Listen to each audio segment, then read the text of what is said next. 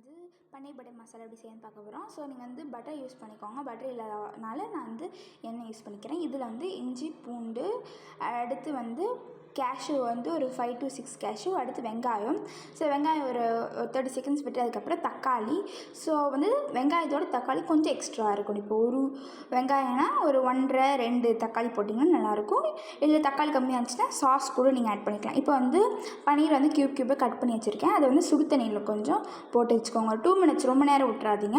So இப்போ வந்து சோம்பு, சீரகம், பட்டை, ஏலக்காய் இதெல்லாம் போட்டுட்டு எண்ணெயில் தான் போடுறேன். நீங்கள் பட்டர் யூஸ் பண்ணால் இன்னும் நல்லாயிருக்கும். இப்போ வந்து வச்சுருக்க ஃபஸ்ட்டு அரைச்சி வச்சோம்ல வெங்காய தக்காளி பேஸ்ட்டு, அதை எடுத்து போட்டு நான் வந்து கொஞ்சம் தண்ணி அதிகமாக ஆட் பண்ணியிருக்கேன். பிகாஸ் எனக்கு அதிகமாக தேவைப்படுங்கிறதுனால. அடுத்து மஞ்சள்தூள், மிளகாத்தூள், மல்லித்தூள், கரம் மசாலா இதெல்லாம் போட்டுட்டேன். ஸோ இப்படி தான் நல்லா பபிள்ஸ் வந்து ஆரம்பித்தோடனே பன்னீர்லாம் போட்டுக்கோங்க. ஸோ இப்படி தான் இருக்குது. டேஸ்ட் பண்ணி பார்த்துட்டு சொல்லுங்கள்.